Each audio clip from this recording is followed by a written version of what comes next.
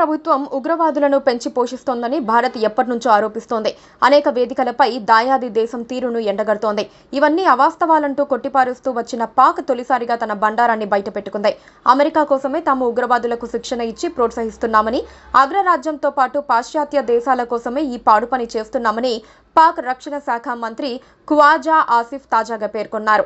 ఇటీవలి పహల్గాం దాడికి పాక్దే బాధ్యత అని భారత్ తేల్చి చెప్పిన నేపథ్యంలో పాక్ మంత్రి వ్యాఖ్యలు సంచలనంగా మారాయి. ఉగ్రవాదానికి పాక్ మద్దతుపై ఓ జర్నలిస్ట్ అడిగిన ప్రశ్నకు ఖ్వాజా ఆసిఫ్ ఈ కామెంట్స్ చేశారు. అమెరికా, బ్రిటన్తో పాటు పాశ్చాత్య దేశాల కోసమే 30 ఏళ్లుగా ఈ పాడు పని చేస్తున్నాము అని అన్నారు.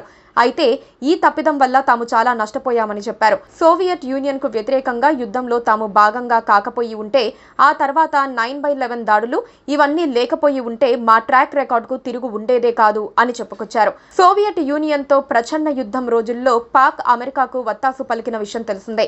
9/11 దాడుల తర్వాత అమెరికా ఆఫ్ఘనిస్తాన్ ను ఆక్రమించుకోవటానికి కూడా పాక్ మద్దతు పలికింది. మరోవైపు బ్రిటన్ కు చెందిన కన్జర్వేటివ్ పార్టీ ఎంపీ పహల్గాం దాడిని ఖండించారు.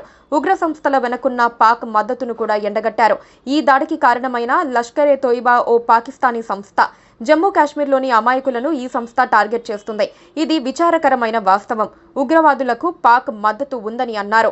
పహల్గాం ఉగ్రదాడి జరిగిన మొదటి రోజునే ట్రంప్ సోషల్ మీడియాలో ఈ ఘటనను తీవ్రంగా ఖండించారు.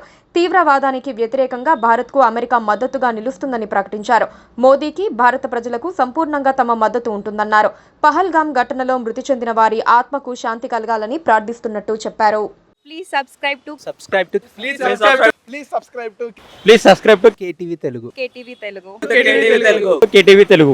KTV Telugu channel.